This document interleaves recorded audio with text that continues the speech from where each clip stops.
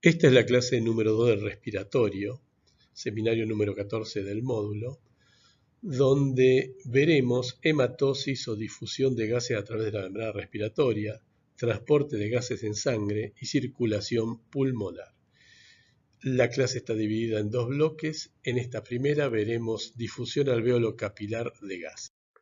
La hematosis es el proceso de intercambio gaseoso a través de la membrana respiratoria, con el oxígeno yendo desde el compartimento alveolar al vascular, al capilar pulmonar, y el dióxido de carbono partiendo desde el capilar pulmonar hacia el alveolo, para ser eliminado hacia la atmósfera. Este fenómeno se da a través de la difusión alveolo-capilar, difusión que tiene como fuente de motricidad a la diferencia de presiones parciales de los gases entre ambos compartimentos. Este proceso se puede estudiar en base a la ley de Fick. La ley de Fick nos determina la difusión a través de una membrana de distintos compuestos, en este caso gases. Por lo tanto, las concentraciones de estos compuestos, según lo que dice la ley de Henry, va a estar dada por las presiones parciales de los mismos a ambos lados de la membrana. Acá está planteada, ahora la vamos a ver con más detalle. Tiene una dependencia importante en el área de la membrana de intercambio, el grosor de la misma, pero también en el coeficiente de difusión o difusibilidad de dichos gases en esas membranas. Y como ya dijimos, el motor principal de la difusión es la diferencia de presiones a ambos lados de la membrana. Veamos ahora con más detalle el proceso de difusión alveolo capilar, ejemplificado en este caso con el oxígeno. Tenemos el compartimento alveolar con una cantidad de oxígeno que está representada por la presión alveolar de oxígeno, presión parcial de oxígeno en el alvéolo, un compartimento sanguíneo con su presión parcial de oxígeno en el estadio inicial.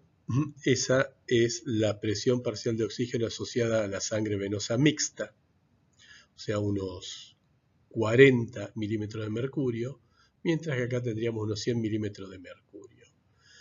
Hay un gradiente de difusión a favor de la entrada al plasma, pero la barrera está constituida por elementos celulares, que veremos en más detalle en un ratito, y una capa de líquido agua con surfactantes en la cara alveolar. En primera instancia, el oxígeno, dada su presión parcial, debe disolverse en el agua.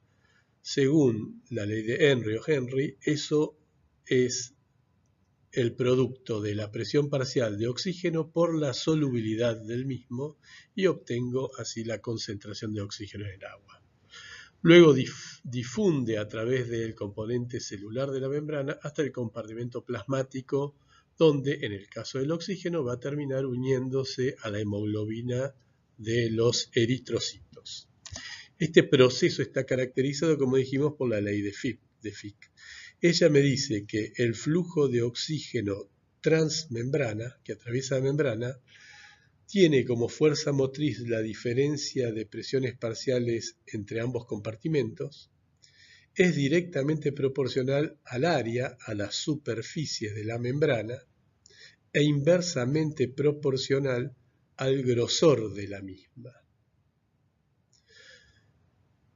Y también es directamente proporcional al coeficiente de difusión para dicho gas. El coeficiente de difusión para dicho gas está definido por la solubilidad de dicho gas sobre la raíz cuadrada de su peso molecular. Según lo que acabamos de ver, según la ley de Fick, tanto las presiones parciales de un compartimento y el otro, como el área y el grosor de la membrana, debieran mantenerse constantes. Por lo tanto, estaría explicando esta ley un estado estático del sistema. Sin embargo, el pulmón es dinámico. Sus volúmenes cambian y por lo tanto también van a cambiar las áreas alveolares y el grosor. No solo van a cambiar periódicamente en función del ciclo ventilatorio, inspiración con aumento del área, expiración con disminución y viceversa, el opuesto para el grosor, sino que además a lo largo del pulmón, como verán más adelante, también estarían cambiando los parámetros de área y grosor. Por otro lado, la misma ventilación da lugar a que las presiones parciales de oxígeno para un gas o de dióxido para el otro caso, de la hematosis, van a ir variando en función de la fase inspiratoria-expiratoria, con aumento del oxígeno en la inspiración y disminución en la expiración. Y finalmente, la presión parcial de oxígeno, por ejemplo, a nivel capilar, también cambia con el tiempo. Inicialmente va a ser de 40 milímetros de mercurio, pero posteriormente ya va a estar en equilibrio a 100 milímetros de mercurio. Por lo tanto, hay un proceso dinámico en el medio. Todos estos factores complican la aplicación de la ley de Fick. El coeficiente de difusión que se usa en la ley de Fick también tiene sus problemas, debido a que la membrana de intercambio no es simple, es compleja y tampoco es uniforme, tiene distintos componentes. Entonces uno podría decir que estaría compuesta por la capa de agua, el componente celular, tanto membrana celular como citoplasma del neumocito, el espacio intersticial, el componente celular del endotelio, el plasma sanguíneo y finalmente el componente celular con su membrana y citoplasma de eritrocito, donde el oxígeno es finalmente captado en su mayor parte por la hemoglobina. De manera tal que ese coeficiente de difusión debiera ser considerado como una suma de subcoeficientes de difusión en serie a lo largo de toda esta membrana compleja, con componentes del agua en la cara alveolar de la membrana, los distintos componentes celulares, intersticiales, nuevamente el agua del plasma y finalmente el compartimento celular del eritrocito, y se puede agregar un último elemento que tiene que ver con la tasa de captación de oxígeno por parte de la hemoglobina y el volumen sanguíneo que contiene esa hemoglobina, de manera tal que la ley de Fick quedaría expresada de esta forma.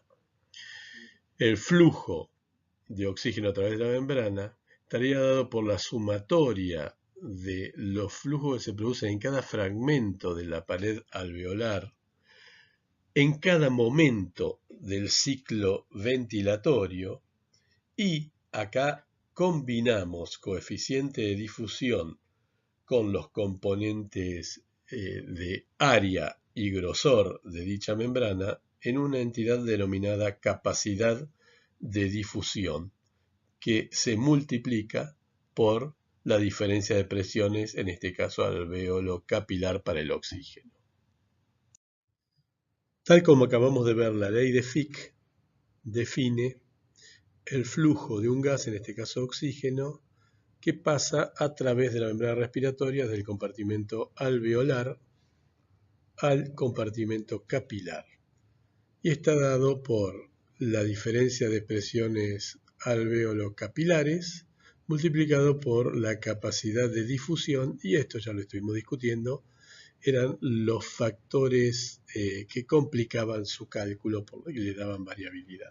Ahora, dicho flujo, si vemos la evolución de algunos de sus parámetros en este sistema de coordenadas donde tengo inicio y final del capilar versus presión parcial de el gas en el capilar, y tenemos que dicho gas cumple con una función lineal que no logra alcanzar el equilibrio, esta sería la presión alveolar, no logra alcanzar el equilibrio durante todo el tránsito capilar, podemos hablar de que ese gas tiene un flujo limitado por difusión, mientras que si la función es de estas características con un crecimiento rápido o relativamente rápido de la presión en el compartimento de destino que alcanza y entra en equilibrio la presión en el compartimento de origen,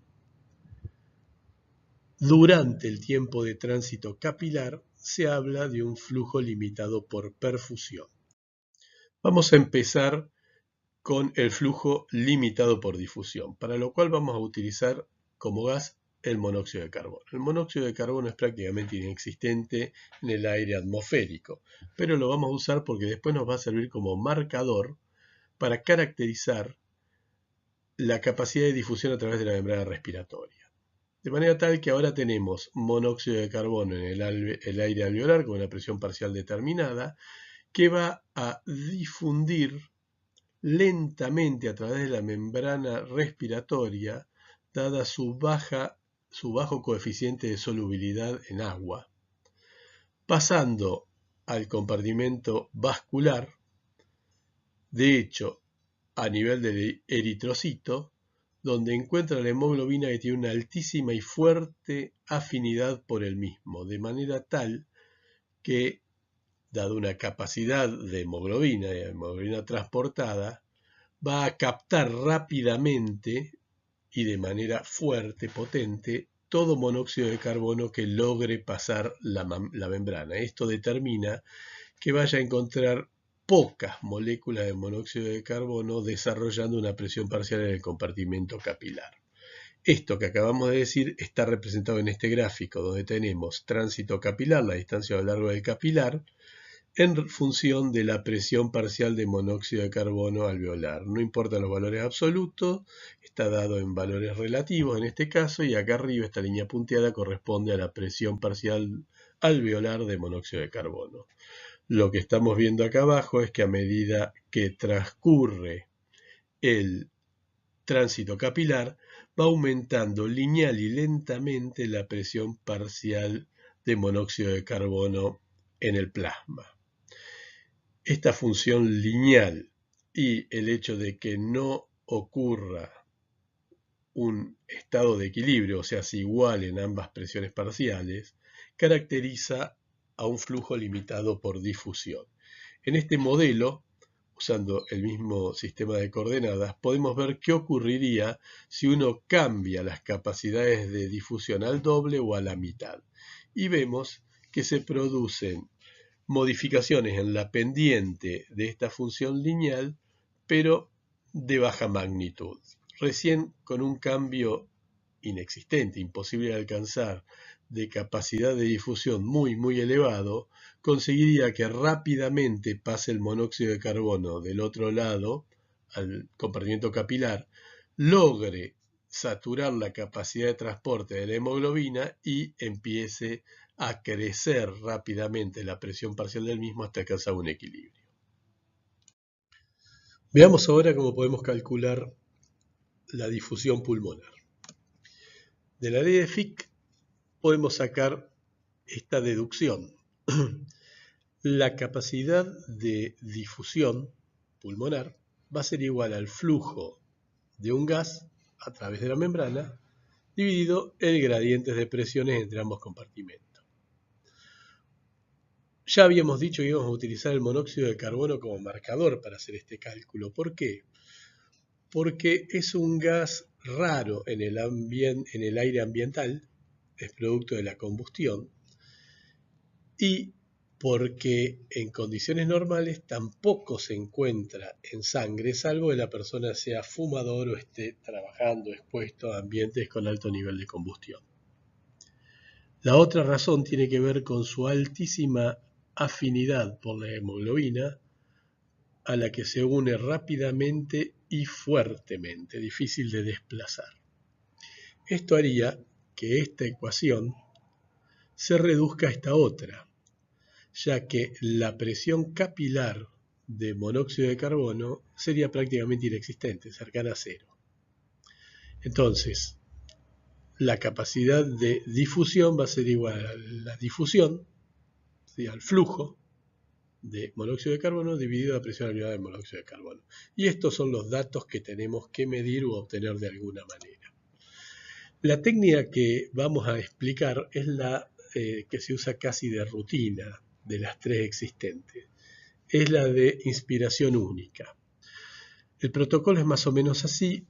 Uno expira todo el aire de sus pulmones, o sea, una expiración forzada hasta llegar a volumen residual, y a partir de ahí, como si estuviese por hacer una espirometría, realiza una inspiración máxima, llenando toda la capacidad vital, o sea, capacidad vital más el volumen residual del de que partí, voy a tener la capacidad pulmonar total.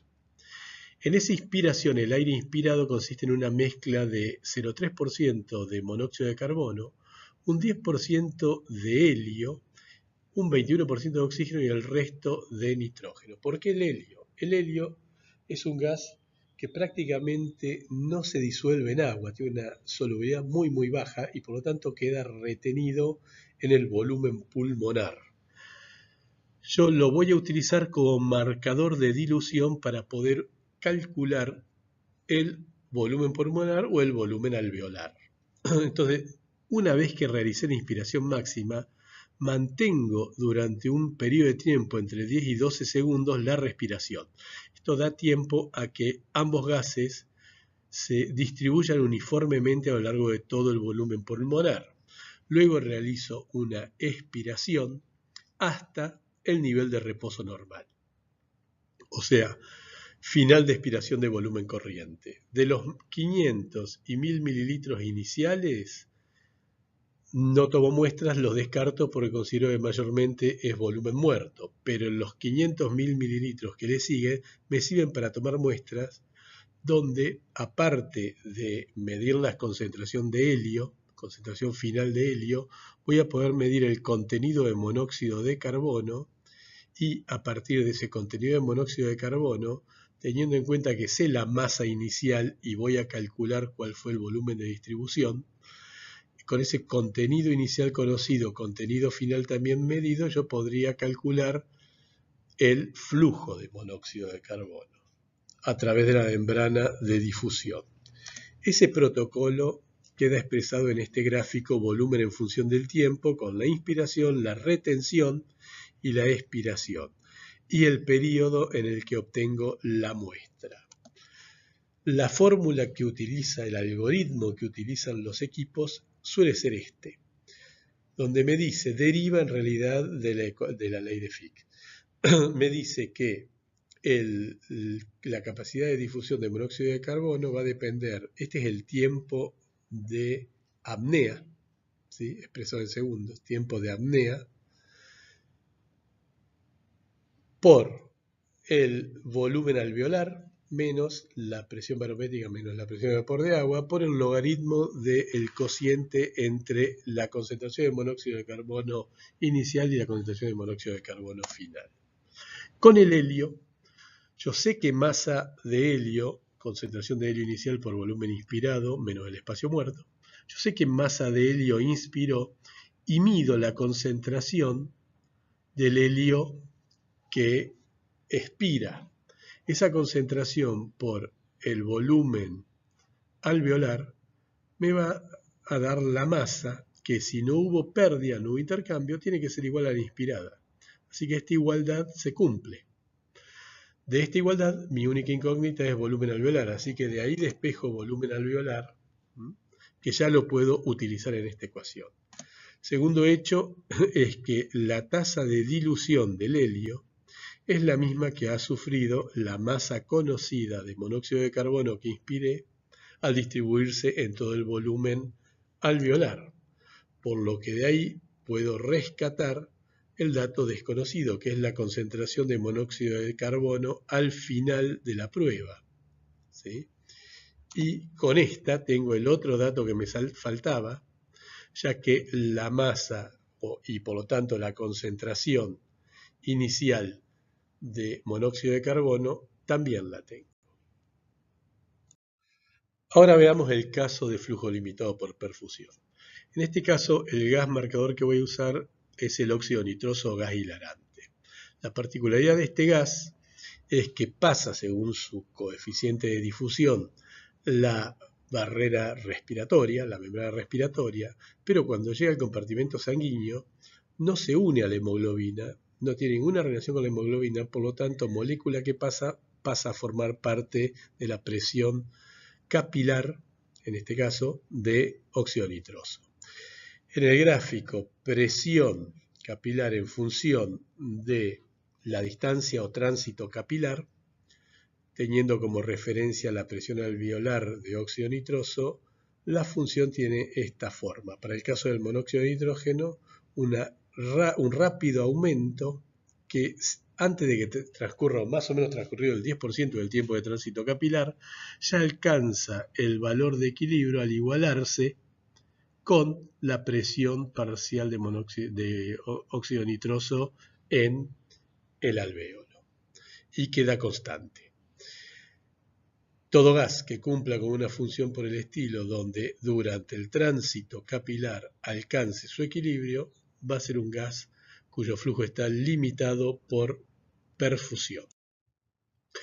Ahora veamos el caso de oxígeno como flujo limitado por perfusión. El oxígeno, con su presión alveolar, que ya vieron en la primer teórica de respiratorio cómo se calcula, tiene un gradiente a favor de difundir hacia el capilar. Con la solubilidad que le corresponde, que es intermedia, logra atravesar la membrana respiratoria y la mayor parte del mismo que accede al capilar entra al eritrocito y se une con la hemoglobina. El resto queda disuelto formando parte de la presión capilar de oxígeno. A lo largo del tránsito capilar se va desarrollando este proceso.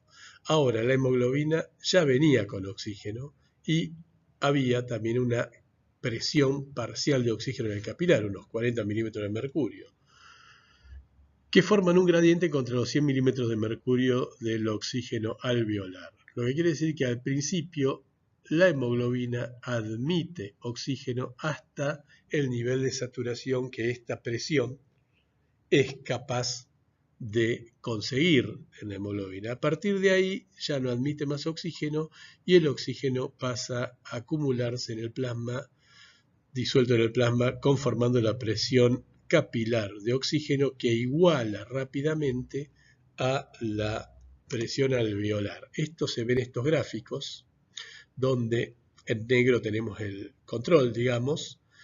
Antes de alcanzar el primer tercio de tránsito capilar, ya se igualaron las presiones y queda estable.